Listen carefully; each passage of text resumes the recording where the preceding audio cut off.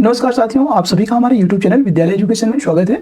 साथियों, जैसा कि आप देख पा रहे होंगे, ये आज की हमारी ईवीएस की क्लास है और क्लास नंबर फर्स्ट है। आज से हम लोग बिहार शिक्षक भर्ती, जो बिहार शिक्षक बहाली परीक्षा 2025 है और ये बीपीएससी टीआरई 4.0 जल्द ही आने वाला है। इसका नोटिफिकेशन आपका वेब में आने वाला है। तो ठीक है, तो सभी साथी जितने भी हैं बीपीएससी टीआरई 4 के लिए तैयार हो जाइए। और आज से हम लोग ईवीएस की क्लासेस स्टार्ट करने जा रहे हैं। तो सभी साथी जितने भी क्लास में जुड़ रहे हैं और जितने भी और भी साथी हैं, अपने सभी दोस्तों को शेयर जरूर कर दीजिएगा। चलिए शुरू करते हैं।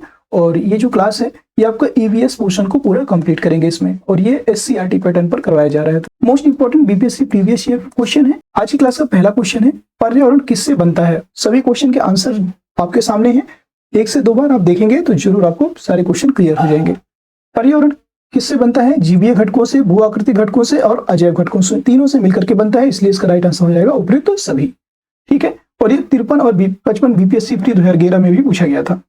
सौर विकिरण की सबसे महत्वपूर्ण भूमिका है, तो सौर विकिरण की सबसे महत्वपूर्ण भूमिका होती है जल चक्र में। ठीक है, जल चक्र में सबसे महत्वपूर्ण भूमिका होती है। और इसके जो पीडीएफ है, पीडीएफ आपको टेलीग्राम चैनल पर मिल जाएगा। टेलीग्राम चैनल का लिंक आपको वीडियो के डिस्क्रिप्शन में मिल जाएगा, या तो आप सर्च कीजिएगा विद्यालय एजुकेशन ऑफिशियल और वहां से इसको डाउनलोड कर सकते हैं इसी पीडीएफ को। पृथ्वी के चारों ओर गैसों का समूह को क्या कहते हैं? जो पृथ्वी के चारों ओर गैसों का समूह है, इसको क्या कहते हैं? इंपॉर्टेंट क्वेश्चन है। इसे कहते हैं वायुमंडल। इसे वायुमंडल कहा जाता है। ये आपको बीपीएससी प्री 2000 में पूछा गया था। अगला क्वेश्चन है, वायु क्या है? तो वायु की बात करेंगे तो वायु एक मिश्रण है। ठीक है, वायु धूल कणों और अन्य जो है अनेक प्रकार की गैसों का एक मिश्रण होता है। ठीक है, यह एक मिश्रण है, याद रखिएगा। सी ऑप्शन राइट हो जाएगा।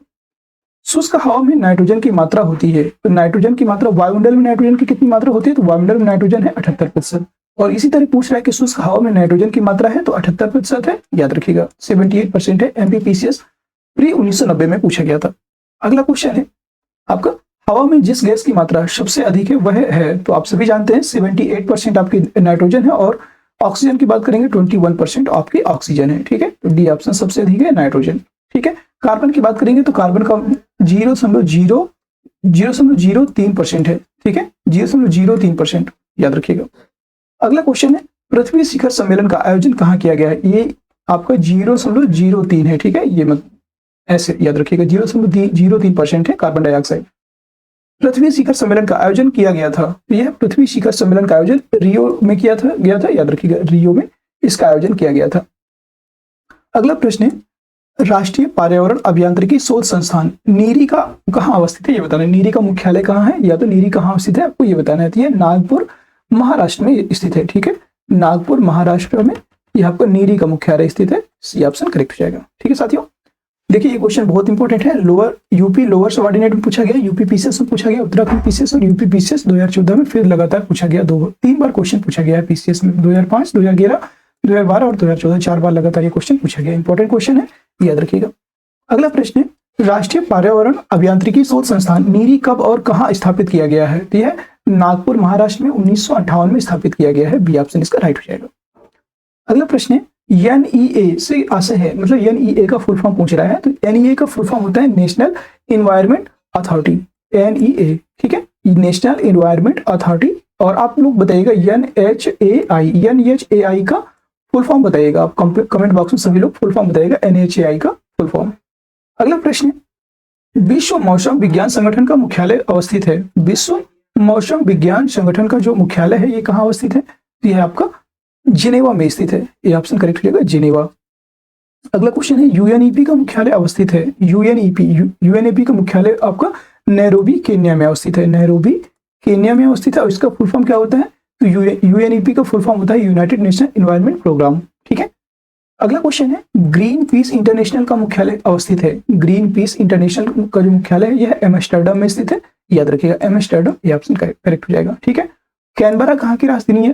तो याद रखिएगा, कैनबरा है ऑस्ट्रेलिया की राजधानी है, कैनबरा। ठीक है, ओटावा कनाडा की राजधानी है, याद रखिएगा। और नागासाकी एक शहर है जापान का।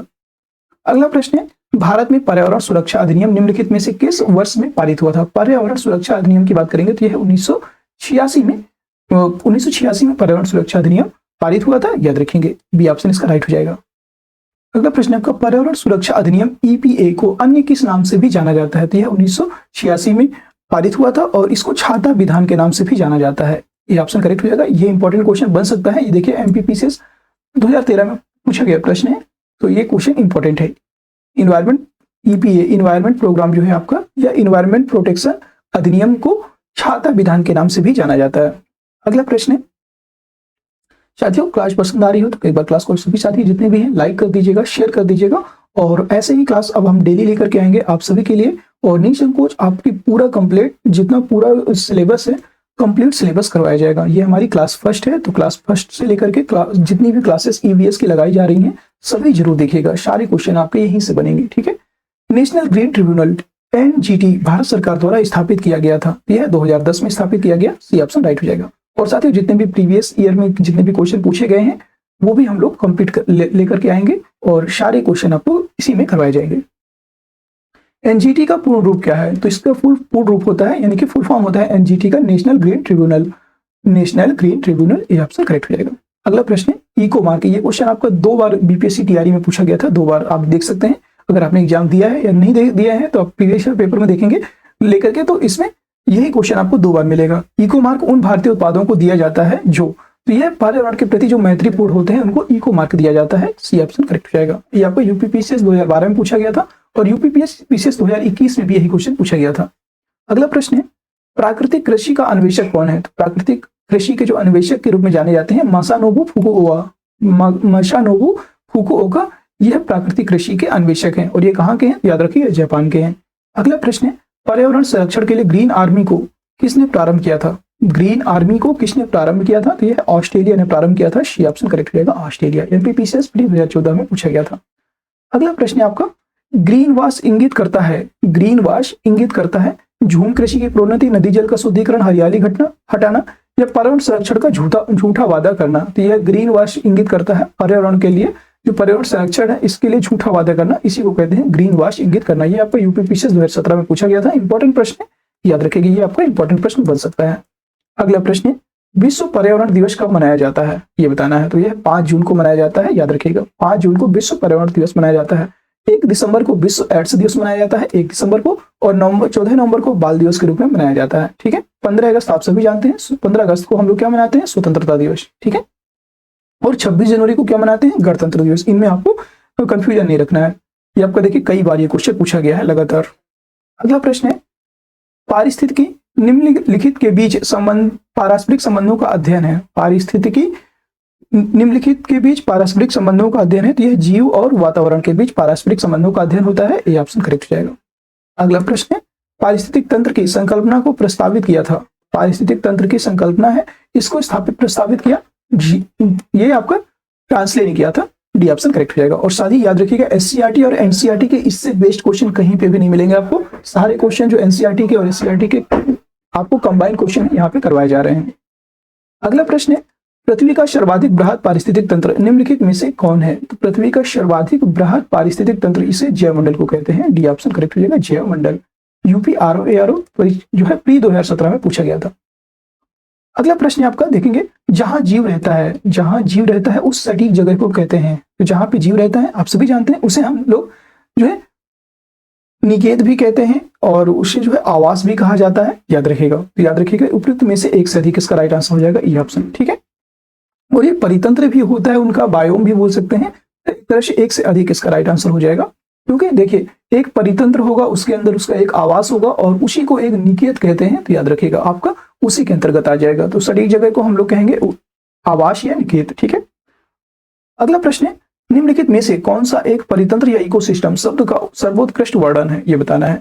एक दूसरे से अन्योन्य क्रिया करने वाले जीवों ऑर्गेनिज्म का एक समुदाय नहीं, पृथ्वी का वह भाग जो सजीव जीवों यानी कि लिविंग ऑर्गेनिजम्स द्वारा आवासित है, ये भी गलत है। यहाँ पे परितंत्र इकोसिस्टम की बात की जा रही है तो जीवों ऑर्गेनिजम्स का समुदाय और साथ ही वह पर्यावरण जिसमें वे रहते हैं, ये इसका राइट आंसर हो जाएगा, सी ऑप्शन यहाँ पे राइट हो जाएगा, ठीक है। तो इसका जो राइट आंसर हो जाएगा आपका सबसे अधिक स्थिर पारिस्थितिक, यहाँ पे अगला क्वेश्चन है, अगला प्रश्न है सबसे अधिक स्थिर पारिस्थितिक तंत्र कौन सा है, यह है आपका सागरीय, यहाँ पे सबसे अधिक स्थिर पारिस्थितिक तंत्र पाया जाता है, ये ऑप्शन यहाँ पे राइट हो जाएगा। ये आपका यूपीपीसीएस 2018 में पूछा गया। अगला प्रश्न है आज की क्लास का हमारा अंतिम प्रश्न है निम्न में से कौन सा एक पारिस्थितिक संतुलन बनाए रखने में मदद नहीं करता है, वनों को काटना, वनारोपण, वर्षा जल प्रबंधन या जैव मंडल भंडार। ये क्वेश्चन आपका बीपीएससी टीआरई में पूछा जा चुका है, आप देख सकते हैं। और इसका राइट आंसर हो जाएगा वनों को काटना। वनों का काटना पारिस्थितिक संतुलन बनाने में सक्षम नहीं है, यानी कि इस वनों को काटेंगे तो पारिस्थितिक संतुलन और बिगड़ जाएगा। ठीक है, तो इसका राइट आंसर हो जाएगा ए ऑप्शन। और आज की क्लास आपकी यहीं पे समाप्त होती है। कैसी लगी आज की क्लास कमेंट बॉक्स में बताइएगा। और डेली हम लोग ये क्लास लेकर के आने वाले हैं। जितने भी साथी हैं बीपीएससी टीआरई की तैयारी करने वाले, बीपीएससी टीआरई 4 के लिए सभी साथी ध्यान से जुड़ जाइएगा और सभी लोग अपने अपने दोस्तों को शेयर जरूर कर दीजिएगा क्लास। ये क्लास आपकी डेली इसी चैनल पे होने वाली है, तो सभी लोग ध्यान से क्लास को कीजिएगा। ठीक है, और कुछ टाइम बाद हम लोग इसको कंटिन्यू लाइव भी करने वाले हैं। ठीक है, तो फिर मिलते हैं किसी नेक्स्ट क्लास में। और सभी साथी विद्यालय एजुकेशन का जो टेलीग्राम चैनल है उसको ज्वाइन करके आप इसका पीडीएफ भी प्राप्त कर सकते हैं। पीडीएफ के लिए आपको टेलीग्राम चैनल ज्वाइन करना पड़ेगा। ठीक है, फिर मिलते हैं किसी नेक्स्ट क्लास में। तब तक के लिए जय हिंद, जय भारत।